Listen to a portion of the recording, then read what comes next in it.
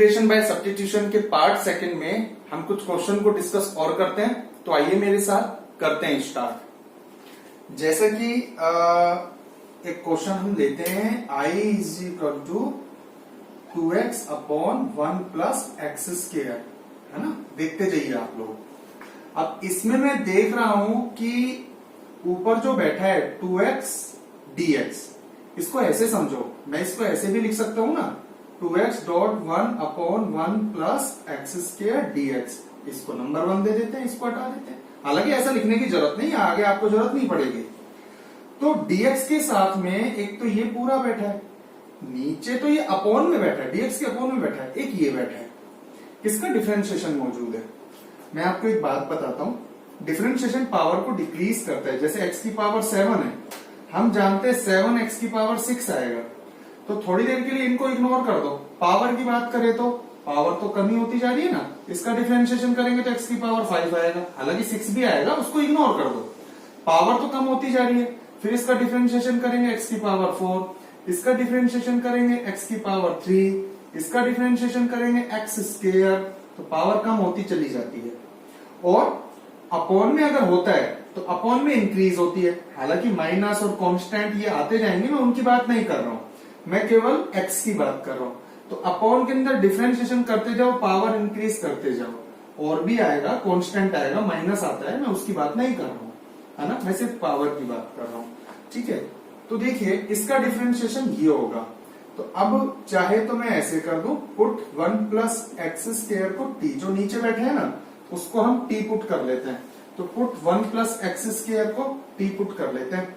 फिर क्या होगा, इसका डिफरेंशिएशन करोगे 0, इसका करोगे 2x, ठीक है, ब्रैकेट के अंदर ब्रैकेट के बाहर dx और dt।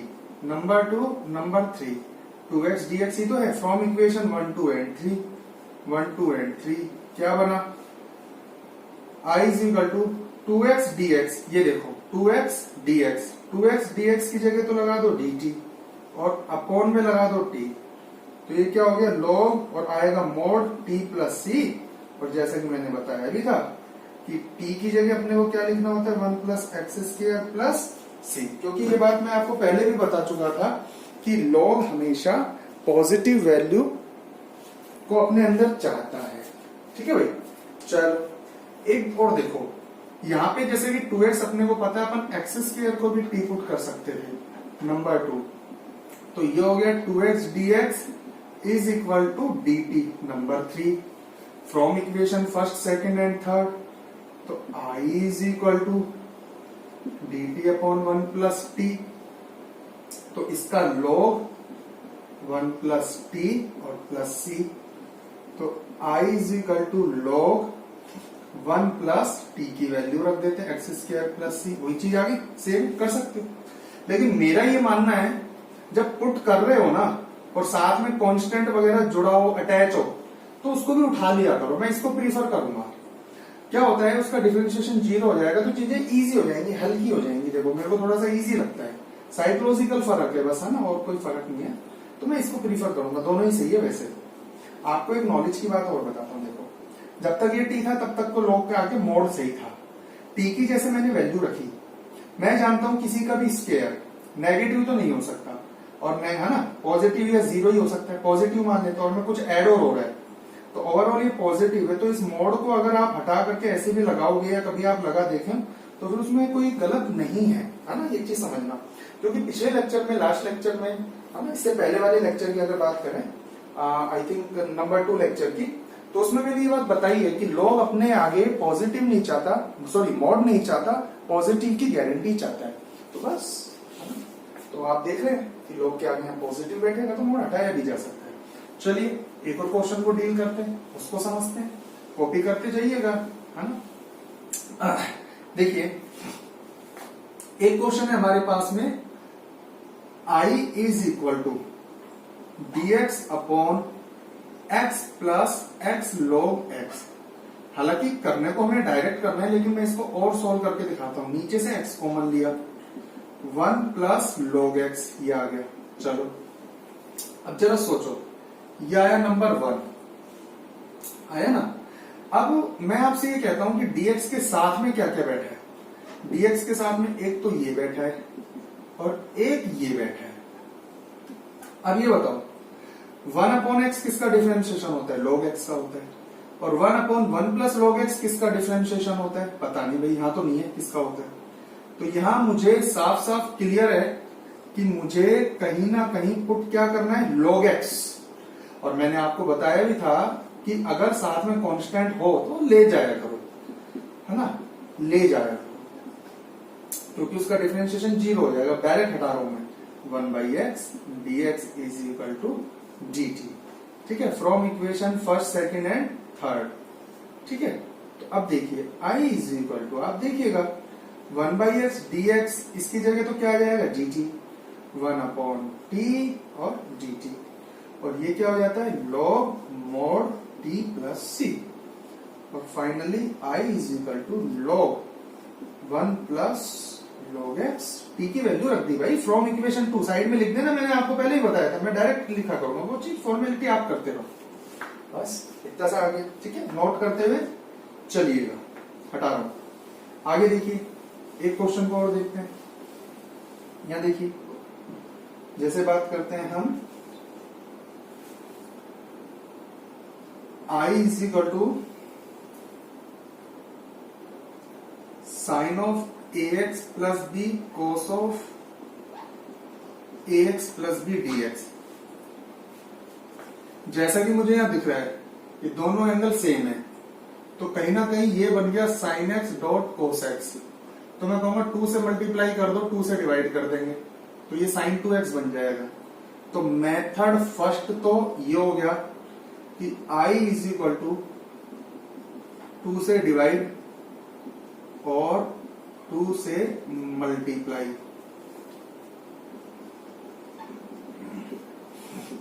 ये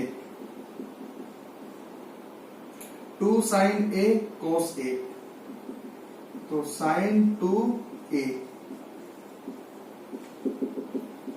2 साइन एक्स कोस एक्स। फॉर्मूले लिखने होते हैं ऐसे, जो फॉर्मूले हमने 11th में सीखे हो या 12th में सीखे हो उनके लिखने होते हैं। बस इंटीग्रेशन के क्वेश्चन में इंटीग्रेशन के फॉर्मूले नहीं लिखते, या डिफरेंशिएशन के नहीं लिखते, ट्रिग्नोमेट्री यूज होता है, लॉग यूज होता है तो लिखते हैं। 1/2 sine of 2ax plus 2b dx। बस साइन का अपन जानते हैं, minus cos, minus cos of 2ax plus 2b। ठीक है, इसका डिफरेंशिएशन करो, इसका तो 0 हो जाएगा, इसका आएगा 2a और वो अपॉन में 1/4a 2ax 2b plus c के बारे में लिख देना, ये आंसर राइट। और मेथड सेकंड देखिए, मेथड सेकंड किसी से भी कर सकते हो आप, कोई फर्क नहीं पड़ता। यहां देखो साइन का डिफरेंशिएशन कोस नजर आ रहा है, ठीक है भाई। Put sine of ax plus b is equal to t, cos of ax plus b, फिर इसका differentiation a, dx is equal to dt। लेकिन हमें तो सिर्फ इतना इतना चाहिए, cos of ax plus b dx dt upon a। Number 3, equation 1, 2 और 3 से। तो I इज इक्वल टू, अब देखना इतने इतने की जगह अपने को क्या लगाना है? t, और इतने इतने की जगह dt अपॉन a। जहां a कांस्टेंट है वो चला जाएगा बाहर, t dt 1 upon a, t का क्या हो गया? t square by 2 plus c, तो 1 अपॉन 2a, t हो गया sine of ax plus b का स्क्वायर प्लस c। और लिख देना इक्वेशन कहां से? इसकी हेल्प से, 2 की हेल्प से हमने लिखा, और c के बारे में लिख देना। आंसर डिफरेंट आ सकता है ट्रिग्नोमेट्री के केस में। मेथड सेकंड ये है। मेथड थर्ड में कुछ भी नहीं, इस बार आप कोस को भी पुट कर सकते हो, क्योंकि कोस का भी तो डिफरेंशिएशन पूरा बैठा हुआ है। माइनस माइनस की टेंशन मतलब, ये मैंने पहले भी बताया था, उधर फेंक देंगे। कोस को पुट कर दो, कोस का हो जाएगा माइनस साइन, ऐसा कैसा, माइनस को उधर फेंक देंगे, ये माइनस ही हो जाएगा बस। तो उस केस में क्या होगा, इसकी जगह t और इसकी जगह माइनस लग जाएगा, मतलब एक माइनस बाहर हो जाएगा बस। ऐसे कर लेंगे, ठीक है भाई, ऐसे भी कर सकते, किसी भी मेथड से आप कर सकते, राइट। अब देखिए एक क्वेश्चन और है। अब देखो कुछ क्वेश्चन हो ना, अब आपको ऐसे मिलेंगे कुछ क्वेश्चन जिसमें आपको डिफरेंशिएशन की टर्म्स खुद बनानी पड़ेगी, ध्यान से देखना। पहले तो मैं आपको ये समझा दूं रूट एक्स का डिफरेंशिएशन क्या होता है, और ये बात मैंने बताई हुई है आपको, है ना, डिफरेंशिएशन के लेक्चर में भी बताया है, पहले के इंटीग्रेशन के लेक्चर में भी बताया है। मैं फिर से समझा देता हूं कि अगर मुझे डिफरेंशिएशन करना है रूट एक्स का, है ना, समझ जाना, लेकिन मैं समझाने के लिए थोड़ी देर के लिए हटा रहा हूं, डायरेक्ट लिख रहा हूं। तो आप करते क्या हो, x की पावर 1/2, मतलब इसका डिफरेंशिएशन करना है, तो 1/2 इसकी पावर 1/2 -1, और फिर डिफरेंशिएशन करते हैं x का, ठीक है। 1/2 x की पावर -1/2 डिफरेंशिएशन करते हैं x का, 1 लिख दूंगा मैं, मुझे पता है, लेकिन फिर भी मैं लिख रहा हूं फिलहाल। और ये जाएगा नीचे 1/2 रूट एक्स, और डिफरेंशिएशन करते हैं x का मतलब जो अंदर बैठा था, ठीक है। मैं कहता हूं आप इसको पकड़ लो और डायरेक्ट इसको पकड़ लो। अब ध्यान रखना आगे से, कल को मैं पूछूंगा रूट एक्स का डिफरेंशिएशन क्या होता है, तो आप बोलोगे 1/2 रूट ऐसा का ऐसा, एज इट इज, ऐसा का ऐसा, और जो अंदर बैठा है उसका डिफरेंशिएशन। जैसे कल को मैं आपसे रूट लॉग एक्स का पूछूंगा ना, तो इसी तरीके से देखो 1/2 रूट जो अंदर बैठा है ऐसा कैसा, नहीं तो प्रोसेस तो ये आप करके देख लीजिए, यही आएगा। फिर जो अंदर बैठा है उसका जो अंदर बैठा है उसका डिफरेंशिएशन, ठीक है भाई, ये आपको ध्यान रखना है। इसी तरीके से किसी का भी अगर आप देखेंगे ना, किसी का भी आप साइन का कर लो, कल को ये आ जाए, है ना, कल को ये आ जाए रूट साइन एक्स, तो इसका 1/2 रूट ऐसा कैसा, फिर किसका, जो अंदर बैठा है उसका, चाहे डायरेक्ट लिख दो कोस एक्स, ऐसा ही होगा, इस बात का ध्यान रखिए, ठीक है, समझ गए मेरी बात।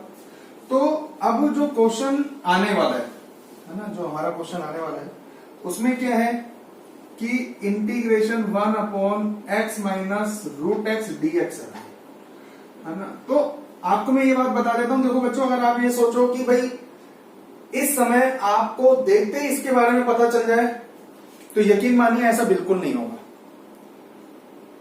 मैं जब 12th में था तो मेरे साथ भी ये प्रॉब्लम रहती थी।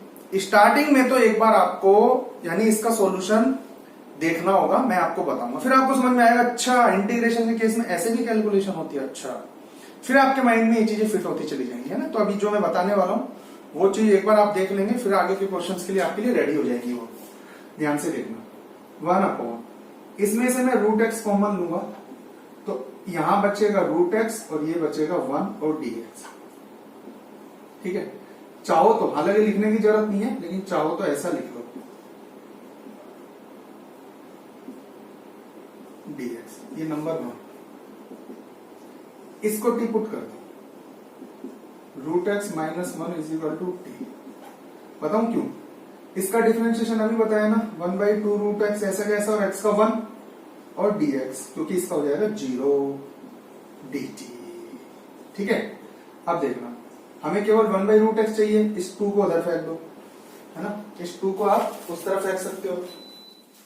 तो 2 को जब आप उस तरफ फेंकोगे तो 1/√x dx is equal to 2 dt, 2 dt, ये ध्यान रखना बस, 2 dt, ठीक है।